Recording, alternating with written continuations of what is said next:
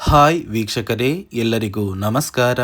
ನೋಡಿ, ಸರ್ಕಾರದಿಂದ ಗೃಹಲಕ್ಷ್ಮಿ ಯೋಜನೆಯ ಪ್ರತಿಯೊಂದು ಫಲಾನುಭವಿಗಳಿಗೆ ಕೊನೆಗೂ ಭರ್ಜರಿ ಗುಂಡಿಸ್ನ ಕೊಟ್ಟಿದ್ದು, ಈಗಾಗಲೇ 19ನೇ ಕಂತಿನ ಹಣ ಕೆಲವೊಂದು ಫಲಾನುಭವಿಗಳಿಗೆ ಜಮಾ ಆಗ್ತಾ ಇದ್ದು, ನಿಮ್ಮ ಬ್ಯಾಂಕ್ ಖಾತೆಗೆ 19ನೇ ಕಂತಿನ ಹಣ, 20ನೇ ಕಂತಿನ ಹಣ ಹಾಗೂ 21ನೇ ಕಂತಿನ ಹಣ, ಒಟ್ಟು 3 ತಿಂಗಳ 6,000 ಹಣನ ನಾಳೆ ಸೋಮವಾರ ಜೂನ್ 2ರಿಂದ ಕರ್ನಾಟಕದ 29 ಜಿಲ್ಲೆಗಳಿಗೆ ಸರ್ಕಾರ ಜಮಾ ಮಾಡ್ತಾ ಇದೆ. ಅದೇ ರೀತಿ ಸರ್ಕಾರ ಮತ್ತೊಂದು ಮಾಹಿತಿನ ಕೊಟ್ಟಿದ್ದು, ಗೃಹಲಕ್ಷ್ಮಿ ಯೋಜನೆಯ 2,000 ಹಣನ ಪ್ರತಿ ತಿಂಗಳು 4,000 ಹಣಕ್ಕೆ ಏರಿಕೆ ಮಾಡ್ತಾ ಇದ್ದೀವಿ ಅಂತ ಒಂದು ಮಾಹಿತಿನ ಕೊಟ್ಟಿದೆ. ಹಾಗಾದರೆ ಬನ್ನಿ ಸ್ನೇಹಿತರೆ, ಸರ್ಕಾರದಿಂದ ಬಂದಿರುವಂತಹ ಒಂದು ಮಾಹಿತಿ ಏನು ಅಂತ ನಾನು ನಿಮಗೆ ತಿಳಿಸ್ಕೊಡ್ತಾ ಇದ್ದೀನಿ. ಅದಕ್ಕಿಂತ ಮೊದಲು ನೀವೇನಾದ್ರೂ ಇನ್ನೂ ಕೂಡ ನನ್ನ ಚಾನಲ್ನ ಸಬ್ಸ್ಕ್ರೈಬ್ ಆಗಿಲ್ಲ ಅಂದರೆ ದಯವಿಟ್ಟು ಪ್ರತಿಯೊಬ್ಬರು ಚಾನಲ್ನ ಸಬ್ಸ್ಕ್ರೈಬ್ ಮಾಡ್ಕೊಳ್ಳಿ, ಹಾಗೆ ವಿಡಿಯೋಗೆ ಒಂದು ಲೈಕ್ನ ಕೊಡಿ. ಹೌದು ವೀಕ್ಷಕರೇ, ಗೃಹಲಕ್ಷ್ಮಿ ಯೋಜನೆಯ ಸಾಕಷ್ಟು ಫಲಾನುಭವಿಗಳಿಗೆ ಕಳೆದ 2 ತಿಂಗಳಿಂದ ನಮ್ಮ ಬ್ಯಾಂಕ್ ಖಾತೆಗೆ ಸರ್ಕಾರ ಯಾವುದೇ ರೀತಿಯ ಒಂದು ಹಣನ ಜಮಾ ಮಾಡ್ತಾ ಇಲ್ಲ ಅಂತ ಪ್ರತಿನಿತ್ಯವೂ ಕೂಡ ಕಮೆಂಟ್ನ ಮಾಡ್ತಾ ಇದ್ರಿ. ಇದೀಗ ಕೆಲವು ಫಲಾನುಭವಿಗಳು ನಿಮ್ಮ ಬ್ಯಾಂಕ್ ಖಾತೆಗೆ 19ನೇ ಕಂತಿನ ಹಣನ ಪಡ್ಕೊಂಡಿದ್ದೀರಾ, ಯಾರಿಗೆಲ್ಲ ಸರ್ಕಾರ ಇನ್ನೂ ಕೂಡ ಹಣ ಜಮಾ ಮಾಡಿಲ್ಲ ಅಂತ ಹೇಳ್ತಾ ಇದ್ದೀರಾ, ಇಂತಹ ಪ್ರತಿಯೊಂದು ಫಲಾನುಭವಿಗಳಿಗೆ 19ನೇ ಕಂತಿನ ಹಣ, 20ನೇ ಕಂತಿನ ಹಣ ಹಾಗೂ 21ನೇ ಕಂತಿನ ಹಣ ಅಂದರೆ ಒಟ್ಟು 3 ತಿಂಗಳ 6,000 ಹಣ. ಈ 3 ತಿಂಗಳ ಹಣದಲ್ಲಿ ಮಾರ್ಚ್, ಏಪ್ರಿಲ್ ಮತ್ತು ಮೇ ತಿಂಗಳ ಹಣ ಸೇರಿ ಒಟ್ಟು 6,000 ಹಣನ ನಿಮ್ಮ ಬ್ಯಾಂಕ್ ಖಾತೆಗೆ ಸರ್ಕಾರ ಜಮಾ ಮಾಡ್ತಾ ಇದೆ. ಈ ಗೃಹಲಕ್ಷ್ಮಿ ಯೋಜನೆಯ ಹಣದ ಜೊತೆಗೆ ಯಾರಿಗೆಲ್ಲ ಅನ್ನಭಾಗ್ಯ ಯೋಜನೆಯ ಪೆಂಡಿಂಗ್ ಇರುವ ಹಣ ಜಮಾ ಆಗಿಲ್ಲ ಅಂತ ಹೇಳ್ತಾ ಇದ್ರಿ, ಇಂತಹ ಫಲಾನುಭವಿಗಳಿಗೂ ಕೂಡ ಸರ್ಕಾರ ಪೆಂಡಿಂಗ್ ಇರುವ 5 ತಿಂಗಳ 2,000 ಹಣನ ಜಮಾ ಮಾಡ್ತಾ ಇದೆ. ಅದೇ ರೀತಿ ಕಾಂಗ್ರೆಸ್ನ ಸಚಿವರೊಬ್ಬರು ಪ್ರತಿಯೊಂದು ಫಲಾನುಭವಿಗಳಿಗೆ ಮುಖ್ಯವಾದ ಮಾಹಿತಿನ ಕೊಟ್ಟಿದ್ದು, ಪ್ರತಿ ತಿಂಗಳು ಜಮಾ ಆಗ್ತಾ ಇದ್ದ ಗೃಹಲಕ್ಷ್ಮಿ ಯೋಜನೆಯ 2,000 ಹಣನ ಇನ್ನು ಮುಂದೆ ಪ್ರತಿ ತಿಂಗಳ ಹಣನ 4,000 ಹಣಕ್ಕೆ ಏರಿಕೆ ಮಾಡ್ತಾ ಇದ್ದೀವಿ ಅಂತ ಕಾಂಗ್ರೆಸ್ನ ಸಚಿವರೊಬ್ಬರು ಒಂದು ಮಾಹಿತಿನ ಕೊಟ್ಟಿದ್ದಾರೆ. ಹಾಗಾದರೆ ನೀವು ಕೇಳಬಹುದು ಸ್ನೇಹಿತರೆ, ಯಾವಾಗಿಂದ ನಮ್ಮ ಬ್ಯಾಂಕ್ ಖಾತೆಗೆ ಪ್ರತಿ ತಿಂಗಳು 4,000 ಹಣ ಜಮಾ ಆಗುತ್ತೆ ಅಂತ.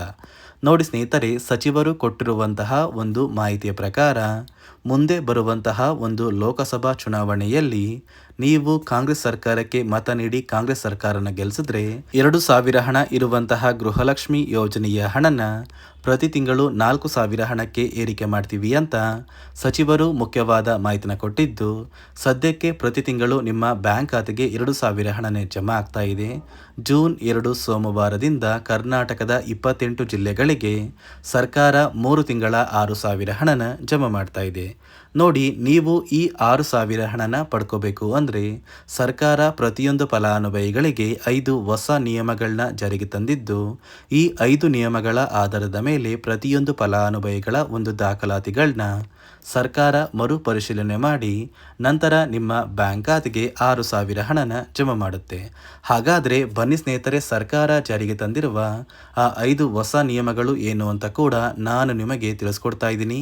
ಅದಕ್ಕಿಂತ ಮೊದಲು ನಾಳೆ ಸೋಮವಾರ ಜೂನ್ 2ರಿಂದ ಕರ್ನಾಟಕದ ಯಾವ 29 ಜಿಲ್ಲೆಗಳಿಗೆ ಸರ್ಕಾರ 6,000 ಹಣನ ಜಮಾ ಮಾಡ್ತಾ ಇದೆ ಅಂದರೆ, ಮೊದಲಿಗೆ ಬಾಗಲಕೋಟೆ, ಬೆಳಗಾವಿ, ವಿಜಯಪುರ, ಧಾರವಾಡ, ಗದಗ, ಹಾವೇರಿ, ಉತ್ತರ ಕನ್ನಡ, ತುಮಕೂರು, ಶಿವಮೊಗ್ಗ, ಕೋಲಾರ, ದಾವಣಗೆರೆ, ಚಿತ್ರದುರ್ಗ, ಚಿಕ್ಕಬಳ್ಳಾಪುರ, ರಾಮನಗರ, ಬೆಂಗಳೂರು ನಗರ, ಬೆಂಗಳೂರು ಗ್ರಾಮಾಂತರ, ಬಳ್ಳಾರಿ, ಬೀದರ್, ಕಲಬುರಗಿ, ಕೊಪ್ಪಳ, ರಾಯಚೂರು, ಯಾದಗಿರಿ, ವಿಜಯನಗರ, ಉಡುಪಿ, ಮೈಸೂರು, ಮಂಡ್ಯ, ಕೊಡಗು, ಹಾಸನ, ದಕ್ಷಿಣ ಕನ್ನಡ, ಚಿಕ್ಕಮಗಳೂರು ಮತ್ತು ಚಾಮರಾಜನಗರ ಈ 29 ಜಿಲ್ಲೆಗಳ ಪ್ರತಿಯೊಂದು ಫಲಾನುಭವಿಗಳಿಗೆ ಸರ್ಕಾರ ಗೃಹಲಕ್ಷ್ಮಿ ಯೋಜನೆಯ 3 ತಿಂಗಳ 6,000 ಹಣನ ಜಮಾ ಮಾಡ್ತಾ ಇದ್ದು, ಪ್ರತಿಯೊಬ್ಬರು ನಿಮ್ಮ ಬ್ಯಾಂಕ್ ಖಾತೆಗೆ ಜೂನ್ 10ರಲ್ಲಿ ಈ 6,000 ಹಣನ ಪಡ್ಕೋತೀರಾ. ನೋಡಿ ಸ್ನೇಹಿತರೆ, ಈ ಬಾರಿ ಸುಮಾರು 1 ಲಕ್ಷಕ್ಕಿಂತ ಅಧಿಕ ಫಲಾನುಭವಿಗಳ ಬ್ಯಾಂಕ್ ಖಾತೆಗೆ ಸರ್ಕಾರ ಗೃಹಲಕ್ಷ್ಮಿ ಯೋಜನೆಯ ಹಣನ ಜಮಾ ಮಾಡ್ತಾ ಇಲ್ಲ. ಕಾರಣ ಏನು ಅಂದರೆ, ನಿಮ್ಮ ಬ್ಯಾಂಕ್ ಖಾತೆಗೆ ಡೆಬಿಟ್ ಮೂಲಕ ಹಣ ಜಮಾ ಮಾಡುವಂತಹ ಸಂದರ್ಭದಲ್ಲಿ ಸರ್ಕಾರ ಸಾಕಷ್ಟು ಫಲಾನುಭವಿಗಳ ಒಂದು ಬ್ಯಾಂಕ್ ಖಾತೆಗೆ ಹಣ ಜಮಾ ಮಾಡೋದನ್ನು ಕ್ಯಾನ್ಸಲ್ ಮಾಡಿದೆ. ಯಾಕಂದರೆ ಇತ್ತೀಚೆಗೆ ಹಣಕಾಸು ಇಲಾಖೆ ಜಾರಿಗೆ ತಂದಿರುವ 5 ನಿಯಮಗಳ ಆಧಾರದ ಮೇಲೆ ಪ್ರತಿಯೊಂದು ಫಲಾನುಭವಿಗಳಿಗೆ ಸರ್ಕಾರ ಈ ಒಂದು ಹಣನ ಜಮಾ ಮಾಡ್ತಾ ಇದ್ದು, ಯಾರೆಲ್ಲ ಫಲಾನುಭವಿಗಳು ಈ ನಿಯಮಗಳನ್ನ ಪಾಲಿಸಿಲ್ಲ, ನಿಮ್ಮ ಬ್ಯಾಂಕ್ ಖಾತೆಗೂ ಕೂಡ ಹಣ ಜಮಾ ಆಗೋದಿಲ್ಲ.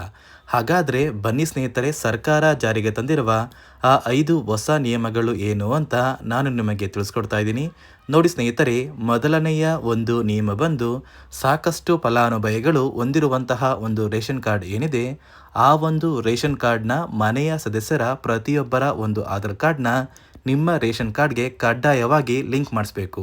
ಅಂದರೆ ಈ ಒಂದು ಲಿಂಕ್ ಮಾಡಿಸುವಂತಹ ಒಂದು ಪ್ರೊಸೀಜರ್ಗೆ ಸರ್ಕಾರ KYC ಅಂತ ಕರೀತಾರೆ. ನಿಮ್ಮ ರೇಷನ್ ಕಾರ್ಡ್ಗೆ ಇನ್ನೂ ಸಹ KYC ಆಗಿಲ್ಲ ಅಂದರೆ ನಿಮ್ಮ ಬ್ಯಾಂಕ್ ಖಾತೆಗೆ ಸರ್ಕಾರ ಮುಂದಿನ ದಿನಗಳಲ್ಲಿ ಗೃಹಲಕ್ಷ್ಮಿ ಯೋಜನೆಯ ಹಣನ ಕ್ಯಾನ್ಸಲ್ ಮಾಡುತ್ತೆ.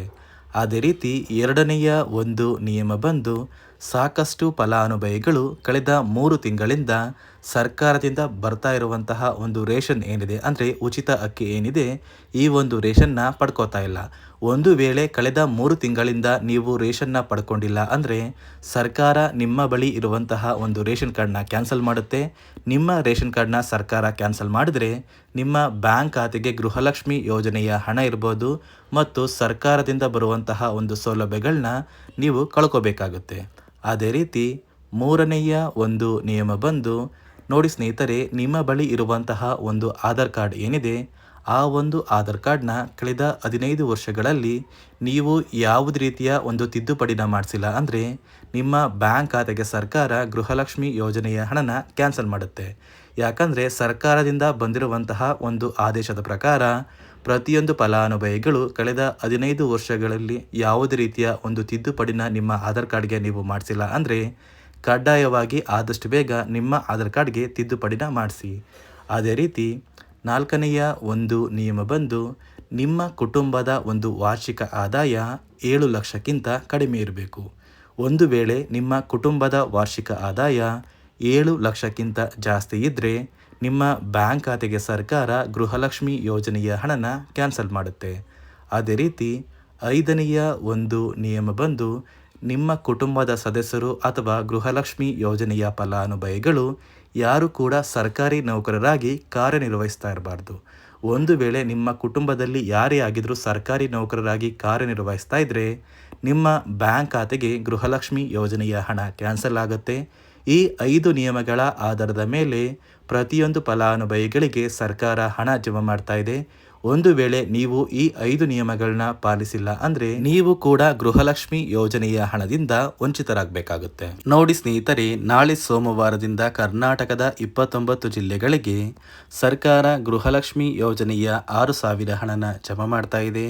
ಆದಷ್ಟು ಬೇಗ ಪ್ರತಿಯೊಬ್ಬರು ಈ ಒಂದು ಹಣನ ಪಡ್ಕೋತೀರ ಅಂತ ಹೇಳ್ತಾ, ಇದಿಷ್ಟು ಸರ್ಕಾರದಿಂದ ಬಂದಿರುವಂತಹ ಒಂದು ಹೊಸ ಮಾಹಿತಿಯಾಗಿದೆ. ನಾನು ಕೊಟ್ಟಿರುವಂತಹ ಮಾಹಿತಿ ನಿಮಗೆ ಇಷ್ಟ ಆಗಿದ್ದಲ್ಲಿ ದಯವಿಟ್ಟು ಪ್ರತಿಯೊಬ್ಬರು ನನ್ನ ಚಾನಲ್ನ ಸಬ್ಸ್ಕ್ರೈಬ್ ಮಾಡ್ಕೊಳ್ಳಿ, ಹಾಗೆ ವಿಡಿಯೋಗೆ ಒಂದು ಲೈಕ್ನ ಕೊಡಿ.